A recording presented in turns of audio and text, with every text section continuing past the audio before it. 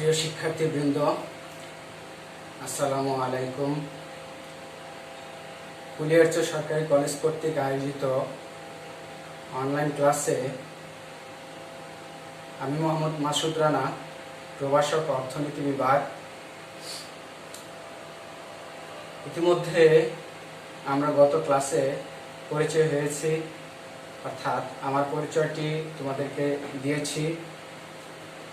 অর্থনীতি বিভাগে আরেকজন সিনিয়র প্রভাষক মোহাম্মদ রফিকুল ইসলাম, আমরা এই দুইজন অর্থনীতি ক্লাস নেব। তোমরা আমাদের সাথে যোগাযোগ করবে, খেয়াল রাখবে ওয়েবসাইটে আমরা গত ক্লাসে ওয়েবসাইটের ঠিকানা দিয়ে দিয়েছি। ওয়েবসাইটের ঠিকানা হতে আমরা সাবজেক্ট ওয়াইজ আমাদের ক্লাসগুলো দেখতে পাবো। সেখান থেকে সংগ্রহ করে বা ভিডিও দেখে আমরা ক্লাসগুলো বোঝার চেষ্টা করব, এবং বুঝতে না পারলে আমরা কলেজে যোগাযোগ করব, এবং আমাদের ওই স্যার রফিক স্যার গত ক্লাসে ওনার কন্ট্যাক্ট নাম্বার দিয়ে দিয়েছেন, ওই কন্ট্যাক্ট নাম্বারে যোগাযোগ করতে পারি। আর আজকে সরাসরি পাঠ্য আলোচনায় চলে যাব। গত ক্লাসে আমরা মাদক সম্পর্কে কিছু কথা বলেছিলাম।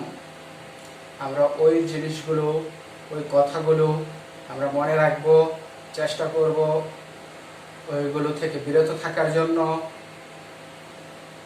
এবং আমাদের বন্ধু বান্ধব বা প্রতিবেশী যারা আছে তাদেরকেও বুঝাবো, দূরে রাখার চেষ্টা করব মাদক হতে। ধন্যবাদ। আজকে পাঠ্যসূচিতে চলে যাই। আজকে আমাদের অর্থনীতি প্রথম পত্রের প্রথম অধ্যায়ে একটি টপিকস নিয়ে আলোচনা করব। আমরা দেখতে পাচ্ছি টপিকসটির নাম হচ্ছে মৌলিক অর্থনৈতিক সমস্যা। আমরা গত ক্লাসে একটু আলোচনা করেছিলাম যে মৌলিক অর্থনৈতিক সমস্যা সম্পর্কে সর্বপ্রথম পি.এ. স্যামুয়েলসন আলোচনা করেন, এবং সেই কারণেই পি.এ. স্যামুয়েলসনকে আধুনিক অর্থনীতির জনক বলা হয়ে থাকে। তিনি এই মৌলিক অর্থনৈতিক সমস্যা, তিনটি সমস্যার কথা বলেছেন। আমরা গত ক্লাসেও বলেছিলাম, আজকেও বলতেছি। এক,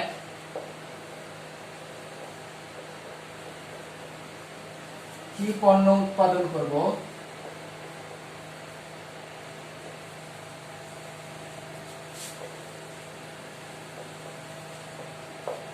দুই, কি উপায়ে উৎপাদন করব।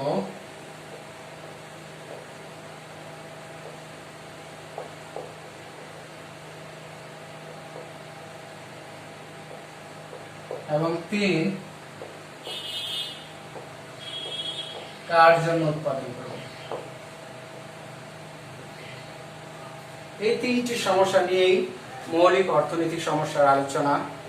আর এই মৌলিক অর্থনৈতিক সমস্যার সৃষ্টি হয়েছে মূলত, আমরা গত ক্লাসে বলেছি, মানুষের অভাব অসীম, কিন্তু সেই তুলনায় সম্পদের সীমাবদ্ধতার কারণেই এই মৌলিক অর্থনৈতিক সমস্যার সৃষ্টি। মানুষের অভাব যেমন অসীম, যদি পাশাপাশি সম্পদ অসীম হতো তাহলে মানুষের এই মৌলিক অর্থনৈতিক সমস্যা বা অর্থনৈতিক কোনো ধরনের সমস্যার সৃষ্টি হতো না। আর অর্থনৈতিক সমস্যার সৃষ্টি হতো না বলেই অর্থনীতির সাবজেক্ট বা বিষয়ের কোনো উৎপত্তি হতো না। যেহেতু মানুষের অভাব অসীম এবং সেই তুলনায় সম্পদ সীমাবদ্ধ, তাই প্রতিনিয়তই মানুষকে অর্থনৈতিক সমস্যার সম্মুখীন হতে হয়, এবং অর্থনীতিবিদরা বিভিন্ন গবেষণার মাধ্যমে চেষ্টা করে সেই সমস্যাগুলোর মূলে প্রবেশ করে সমাধানের উপায় বের করার চেষ্টা করে। আমরা এখন চলে আসি যে প্রথম সমস্যা, কি পণ্য উৎপাদন করব। কারণ মানুষের অভাব অসীম, মানুষের অসীম অভাব হওয়ার কারণে সে চিন্তা করে তার এই অসীম অভাবগুলোর মধ্যে কোন অভাবটা আগে পূরণ করবে, অর্থাৎ তার সম্পদ যেহেতু সীমাবদ্ধ, সে সীমাবদ্ধ সম্পদ দিয়ে সে কি পরিমাণ বা কোন পণ্যটা সে উৎপাদন করতে পারবে, অর্থাৎ সে কোন পণ্য উৎপাদন করবে সেটা তাকে সিদ্ধান্ত নিতে হবে।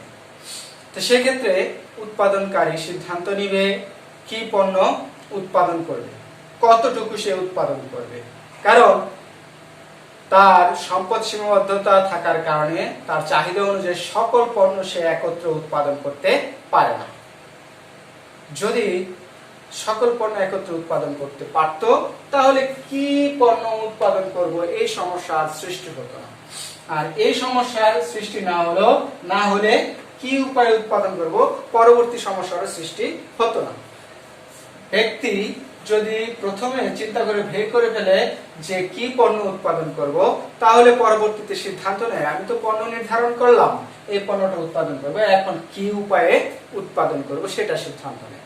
এবার এরপরে চলে যায় এই কৌশলে বা এই উপায়ে উৎপাদন করব, এখন আসলে যে উৎপাদন করব কার জন্য উৎপাদন করব। এই হলো তিনটি সমস্যা। আমরা প্রথম সমস্যাটা নিয়ে প্রথমে আলোচনা করি যে কি পণ্য উৎপাদন করব। আমরা জানি যে সম্পদ সীমাবদ্ধ। সম্পদ বলতে বোঝায় যেগুলো দিয়ে মানুষ তার অভাব পূরণ করতে পারে, যার সাহায্যে মানুষ তার অভাব পূরণ করতে পারে, সেগুলো হলো সম্পদ। যেমন এক্ষেত্রে ভূমি হতে পারে সম্পদ, কারণ ভূমিতে মানুষ পণ্য উৎপাদন করে এবং সে তার এই ভূমির পরিমাণও কি এখানে সীমাবদ্ধ, জমির পরিমাণ এখানে সীমাবদ্ধ। আর সেই সীমাবদ্ধ জমি থাকার কারণে তার সেই জমিতে একত্রে তার চাহিদা অনুযায়ী সকল পণ্য উৎপাদন করতে পারে না। যেমন একজন ব্যক্তি তার পরিবারে যত ধরনের পণ্য লাগে, যেমন চাল, ডাল, আটা, তেল, চিনি, লবণ ইত্যাদি ইত্যাদি যা যা লাগে, তার পক্ষে সকল পণ্য উৎপাদন করে সে ভোগ করতে পারে না। আর সে কারণেই তাকে কি করতে হয়, বেছে নিতে হয় সে কোন পণ্যটা উৎপাদন করবে। এর কারণ হচ্ছে সে তার জমিতে যে পণ্যটা ভালো উৎপাদন হয়, বেশি উৎপাদন হয়, ভোক্তা সিদ্ধান্ত নেবে সেই পণ্যটা উৎপাদন করতে, এবং তার কতটুকু উৎপাদন করবে সেটা সে চিন্তা করে। এখন আমরা ধরে নেই যে উৎপাদনকারী দুটি পণ্য উৎপাদন করে, একটি পণ্য হচ্ছে X, অপর পণ্যটি হচ্ছে Y। X দ্রব্য, Y দ্রব্য। এখন উৎপাদনকারী দুটি দ্রব্য উৎপাদন করে। আরেকটা বিষয় আমরা জানি যে মানুষের যেমন শীতকালে আমরা দেখি যে জমিতে একসাথেই আলু, টমেটো, কাঁচামরিচ, পেঁয়াজ একই জমিতে উৎপাদন করে অল্প অল্প জায়গায়, উপরে আবার মাটির নিচে বলতে আলু বুঝাইছি, আর উপরে টমেটো, পেঁয়াজ মাটির নিচে মিলিয়ে উৎপাদন করতে পারে 2 বা ততোধিক পণ্য। কিন্তু আমরা যেহেতু গাণিতিক একটু সমস্যায় থাকি, অর্থাৎ গাণিতিক টার্মে আমরা জানি যে অক্ষ হচ্ছে দুটি, একটা হলো ভূমি অক্ষ, একটা হচ্ছে লম্ব অক্ষ। তাই আমরা অর্থনৈতিক ব্যাখ্যার জন্য আমরা দুইটা অক্ষে দুইটা পণ্য নিয়ে বসিয়ে আমরা ব্যাখ্যা করতে পারি, এর অধিক আমরা ব্যাখ্যা করতে পারি না। এখন আমরা এই কি পণ্য উৎপাদন করব সেটা ব্যাখ্যা করার জন্য আমরা একটি উৎপাদন সম্ভাবনা রেখা নিলাম। উৎপাদন সম্ভাবনা রেখার নামটা নিলাম AE। এই রেখাটার নাম হচ্ছে উৎপাদন সম্ভাবনা রেখা।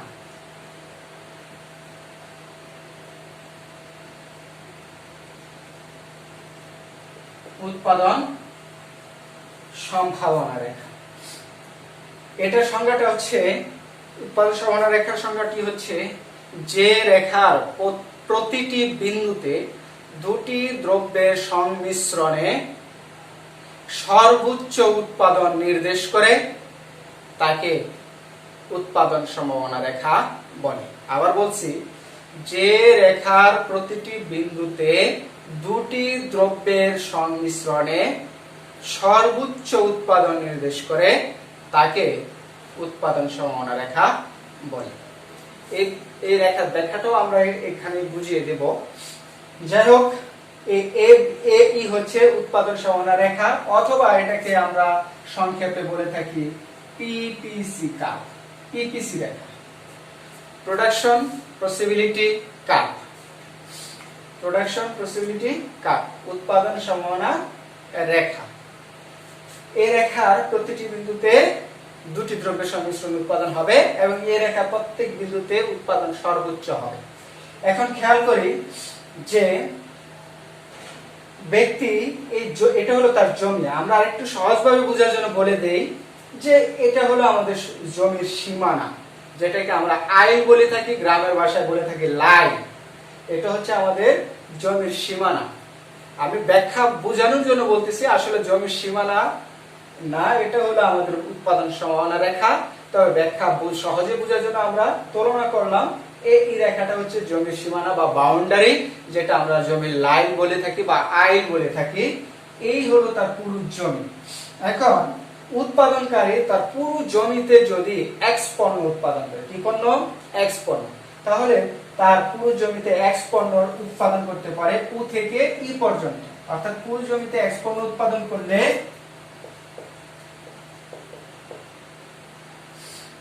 পুরো জমিতে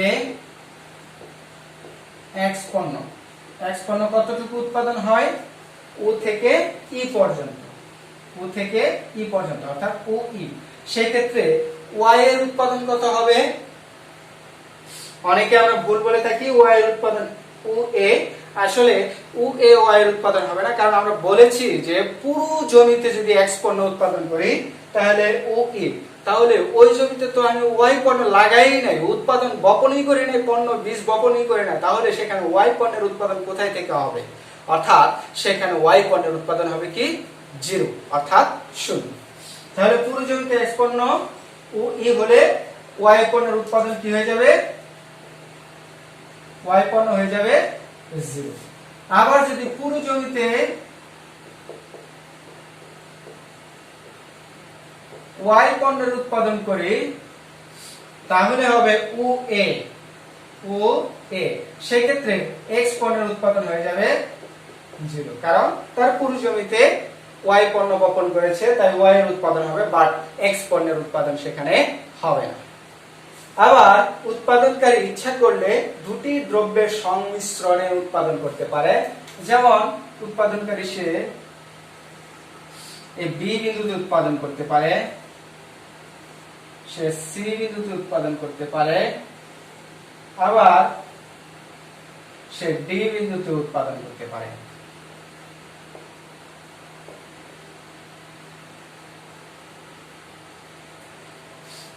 দেখি আমরা বি বিন্দুতে যদি উৎপাদন করি তাহলে সে উৎপাদন করতে পারে এক্স এর মান, যে বি থেকে বরাবর লম্ব অক্ষে ভূমি অক্ষে চলে আসি, তাহলে ও এক্স ওয়ান বি পণ্য উৎপাদন করতে পারে, মানে বি বিন্দুতে এক্স পণ্য উৎপাদন করতে পারে ও এক্স ওয়ান, আর ওয়াই পণ্য উৎপাদন করতে পারে ও ওয়াই থ্রি, ও ওয়াই থ্রি। আবার সে যদি তার সি বিন্দুতে উৎপাদন করে তাহলে এক্স পণ্য উৎপাদন করতে পারে সি এর বরাবর নিচে নামলে x2, অর্থাৎ ও x2, আর ওয়াই পণ্যের উৎপাদন হয় ও y2। ডি বিন্দুতে উৎপাদন করলে x এর ও x3 আর ওয়াই পণ্য ও y1, অর্থাৎ এটা হলো এ বিন্দুতে, এটা হলো ই বিন্দুতে, আর বি বিন্দুতে x সমান সমান এই যে বি বিন্দু বরাবর ও x1 আর y হলো ও y3 পরিমাণ। সি বিন্দুতে x সমান সমান সি তে ও y2, এই যে y ধরব, আর x ধরব ও x2, x হলো ও x2, y হলো ও y2। ডি বিন্দুতে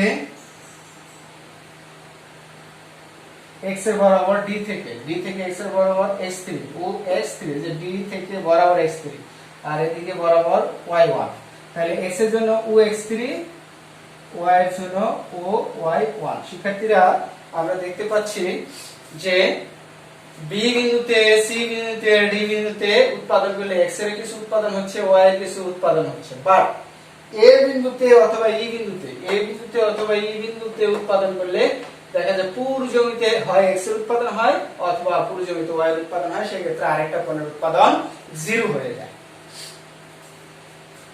বুঝতে পারছি বিষয়টি?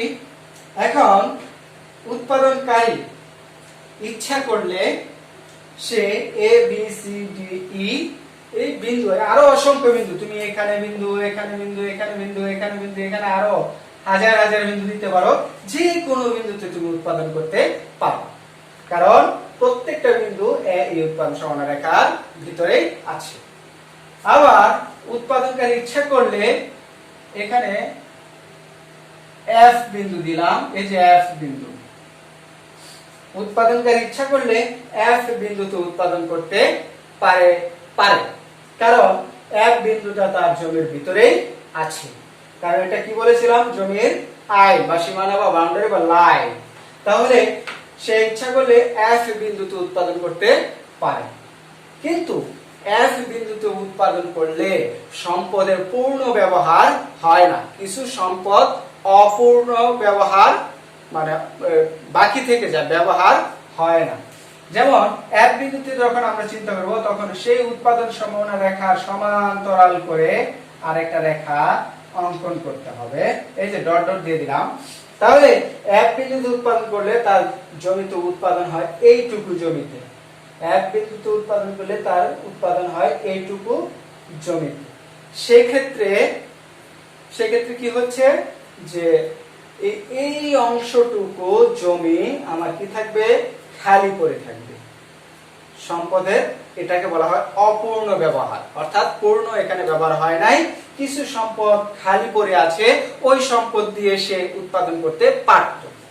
যেমন সে এই পুরো সম্পদ দিয়ে যদি 100 একক পণ্য উৎপাদন করে, তাহলে এইটুকু সম্পদ এসে ধরো 80 একক উৎপাদন করে, তাহলে বাকি সম্পদ দিয়ে সে আরো কয় একক উৎপাদন করতে পারত, 20 একক পণ্য উৎপাদন করতে পারত।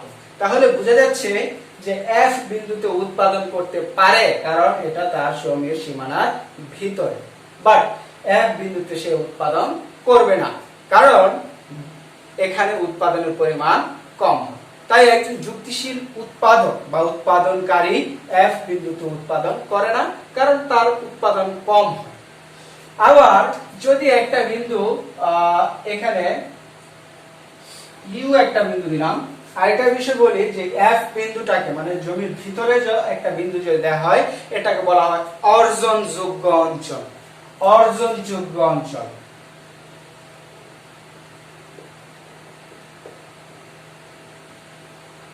অর্থাৎ এখানে উৎপাদনকারী উৎপাদন করতে পারে কিন্তু উৎপাদন করে না, কারণ উৎপাদন কম হয় সম্পদের অপূর্ণ ব্যবহারের কারণে। ইউ বিন্দু, ইউ বিন্দুতে উৎপাদনকারী উৎপাদন করতে চায়, কারণ কি, কারণ ইউ বিন্দুতে উৎপাদন করলে উৎপাদন আরো বেশি হবে। যেমন মনে করো এই যে ইউ বিন্দুতে এরকম একটা ডট ডট দিলাম, তাহলে তার জমির সীমানাটা কি আরো বেড়ে যায়। তাই ইউ বিন্দুতে উৎপাদনকারী উৎপাদন করতে চায়, কারণ এখানে উৎপাদনের পরিমাণ বেশি হয়, কিন্তু ইউ বিন্দুতে উৎপাদনকারী উৎপাদন করতে পারে না। এর কারণ হচ্ছে ইউ বিন্দুটা জমির সীমানার বাহিরে, অর্থাৎ আমার জমির লাইলের বাইরে, মানে আইলের বাইরে, মানে বাউন্ডারির বাইরে। তাই এটা হলো আরেকজনের জমি, সেই আরেকজনের জমিতে উৎপাদন করতে পারে না। যদিও ইউ বিন্দুতে উৎপাদন করলে উৎপাদনকারী উৎপাদন বেশি করতে পারত, কিন্তু সেখানে সে উৎপাদন করতে পারে না, কারণ এখানে আরেকজনের জমি। অর্থাৎ সম্পদের সীমাবদ্ধতার কারণে উৎপাদনকারী এক্ষেত্রে উৎপাদন করতে পারে না। শিক্ষার্থীবৃন্দ, আমরা আবার এই চিত্রটা একটু আলোচনা করি। যেমন ব্যাখ্যাটা হলো, চিত্রে ভূমি অক্ষে হচ্ছে এক্স পণ্য, মানে এক্স দ্রব্য, লম্ব অক্ষে ওয়াই দ্রব্য, এ ই প্রথমটা এবং শেষেরটা। এ ই হচ্ছে উৎপাদন সম্ভাবনা রেখা, যার প্রতিটি বিন্দুতে দুটি দ্রব্যের সংমিশ্রণে সর্বোচ্চ উৎপাদন নির্দেশ করে। যেমন আমরা একটু খেয়াল করি সংজ্ঞার সাথে সর্বোচ্চ উৎপাদন, কারণ এই রেখার প্রত্যেকটা বিন্দুতে সর্বোচ্চ উৎপাদনের কথা বলা হয়েছে। যেমন এই রেখার ভিতরে এক বিন্দুতে উৎপাদন কি সর্বোচ্চ হয়? হয় না, কারণ এক বিন্দুতে উৎপাদন করলে জমি কিছুটা খালি পড়ে থাকে, অপূর্ণ ব্যবহার হয়, তাই উৎপাদন কম হয়। তাই এই রেখার যে কোনো জায়গায় বিন্দুতে উৎপাদন এই এক বিন্দুর চেয়ে বেশি হয়। তাই আমরা সংজ্ঞায় বলেছিলাম যে রেখা প্রতিটি বিন্দুতে দুটি দ্রব্যের সংমিশ্রণে সর্বোচ্চ উৎপাদন নির্দেশ করে। দেখো প্রত্যেক জায়গায় এখানে 0x y এর আছে, এখানে x এর দুইটা আছে, এখানে x এর দুইটা আছে, এখানে x এর দুইটা আছে, এখানে x আছে y নাই। আলোচনা কিন্তু দুইটাই হচ্ছে, x এর জন্য 0, y এর জন্য পুরু, অথবা y এর জন্য 0, x এর জন্য পুরু। আবার x এর কম y এর বেশি, x এর বেশি y এর কম, আবার সমান। এরকম ভাবে আমরা এখানে নিতে পারি। তাই এখানে বলা হয়েছে দুটি দ্রব্যের সংমিশ্রণে সর্বোচ্চ উৎপাদন। তো বললামই, তাহলে সংজ্ঞাটা মিলে গেল যে রেখার প্রতিটি বিন্দুতে দুটি দ্রব্যের সংমিশ্রণে সর্বোচ্চ উৎপাদন নির্দেশ করে তাকে উৎপাদন সম্ভাবনা রেখা বলে। আচ্ছা, যাই হোক, এখন আমরা কি পণ্য উৎপাদন করব। এখন উৎপাদনকারী এখান থেকে সিদ্ধান্ত নিবে সে x পণ্য উৎপাদন করবে পুরোটা, না y পণ্য উৎপাদন করবে পুরোটা, অথবা সে দুটা দ্রব্যের সংমিশ্রণে উৎপাদন করবে কিনা এটা উৎপাদনকারী সিদ্ধান্ত নিবে এবং নিল। তাহলে তার প্রথম সমস্যাটা সে কি করতে পারলো, সিদ্ধান্ত নিতে পারলো। এখন আমরা আবার একটু ব্যাখ্যা আসি যে ভূমি অক্ষে x পণ্য, লম্ব অক্ষে y পণ্য নির্দেশ করা হলো। এই হচ্ছে উৎপাদন সম্ভাবনা রেখা। উৎপাদনকারী তার পুরো জমিতে x পণ্য উৎপাদন করলে ui উৎপাদন করতে পারে, আর সেক্ষেত্রে y পণ্যের উৎপাদন 0, অথবা পুরোটা y পণ্য উৎপাদন করলে সে ua পরিমাণ y পণ্য উৎপাদন করতে পারে, সেক্ষেত্রে x এর পণ্যের উৎপাদন 0। আবার ইচ্ছা করলে দুটি দ্রব্যের সংমিশ্রণে, যেমন b c অথবা d বিন্দুতে সে পণ্যের উৎপাদন করতে পারে। এখন উৎপাদনকারী সিদ্ধান্ত নেবে যে সে কি পরিমাণ পণ্য কতটুকু উৎপাদন করবে। শিক্ষার্থীরা, আজকে আমরা এই টপিকটা দিয়ে শেষ করলাম। পরবর্তী ক্লাসে আমরা এখান থেকে উদ্দীপক নিয়ে আলোচনা করব। কি পণ্য উৎপাদন করব এই টপিকসের উদ্দীপক নিয়ে আমরা পরবর্তী ক্লাসে আলোচনা করব। পরবর্তী ক্লাসের অপেক্ষায় থেকেও সেই প্রত্যাশায় আজকের মতো বিদায় নিচ্ছি। আল্লাহ হাফেজ।